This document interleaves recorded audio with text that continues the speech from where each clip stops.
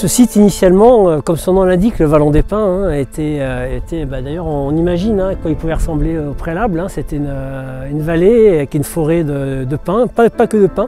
Il y avait des très beaux chênes pluricentenaires et une biodiversité importante. Ça a fait plaisir à personne de détruire 17 hectares de cet environnement qui était magnifique. Si les personnes ont décidé de jeter leurs déchets dans ce qu'on appelle la poubelle grise, donc ce qui serait donc des ordures ménagères résiduelles, la destination c'est ce site du Vallon des Pins. Voilà. Donc tout ce qui n'est pas normalement recyclable peut venir sur ce site, ce qui n'est pas du tout la destination en tout cas d'un déchet valorisable ici en tout cas. Voilà, ça c'est typique, c'est le plastique, c'est ce qui représente la majorité des déchets recyclables, c'est de l'emballage.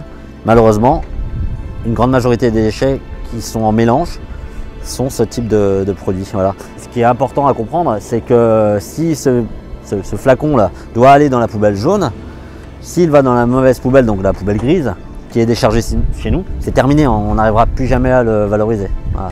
Il est traité ici en enfouissement au même titre que des déchets, des ordures ménagères résiduelles, mais oui, il ne sera pas recyclé, on est d'accord, impossible. Impossible.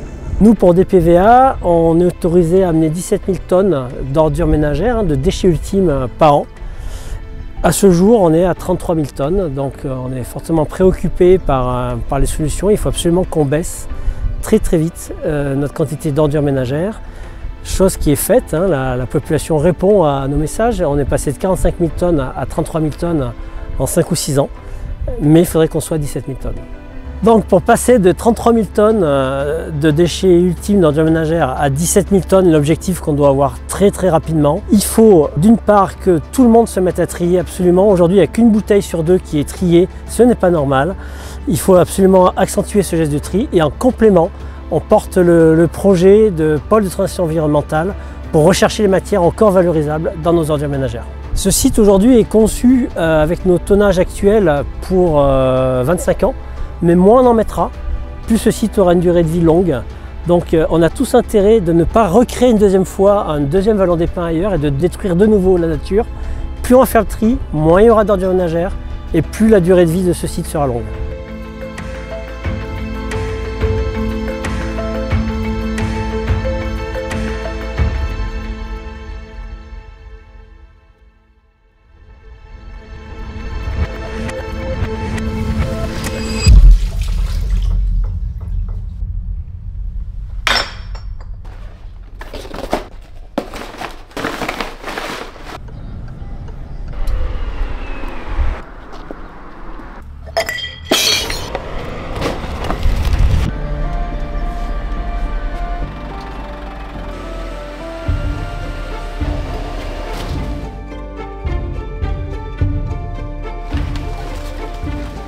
Nous sommes ici sur le centre de tri du Muy. Pour les déchets qui nous intéressent aujourd'hui, nous recevons ici annuellement 35 000 tonnes d'emballage, 15 000 tonnes de verre et 10 000 tonnes de papier carton. Pour chacun de ces déchets que l'on reçoit de plusieurs collectivités, il va y avoir un processus industriel adapté de façon, au final, à sélectionner des matières qui vont être valorisées, comme les canettes alu que vous voyez derrière moi et qui sont préparées à l'issue d'un processus industriel. Donc ces canettes alu sont parmi ce que j'ai appelé tout à l'heure les emballages ménagers recyclables. En fait, l'usager en venant là peut se débarrasser de tous ces déchets et les trier en un seul trajet. Il n'y a plus de questions à se poser. Est-ce que je mets aux emballages? Est-ce que j'enlève le bouchon? Est-ce que ça va aux emballages ou aux ordures ménagères? On ne s'embête plus. Une question, un doute, c'est aux emballages. Ils sont collectés dans des points d'apport volontaires en mélange. Ils sont déversés dans un camion avec une grue qui va venir collecter et déverser dans un grand caisson les produits.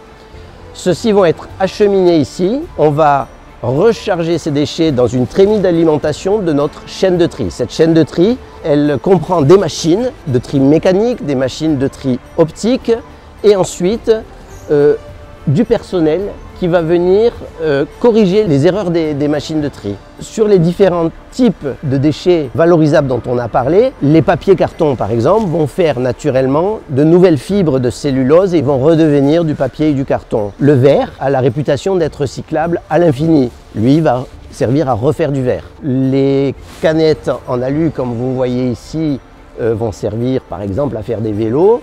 Des déchets comme les bouteilles en PET vont servir à faire des fourrures polaires. Les matières appartiennent à la collectivité, sont revendues par la collectivité. Donc le fait de trier, ça génère des recettes pour la collectivité qui encore une fois participent à l'équilibre du budget.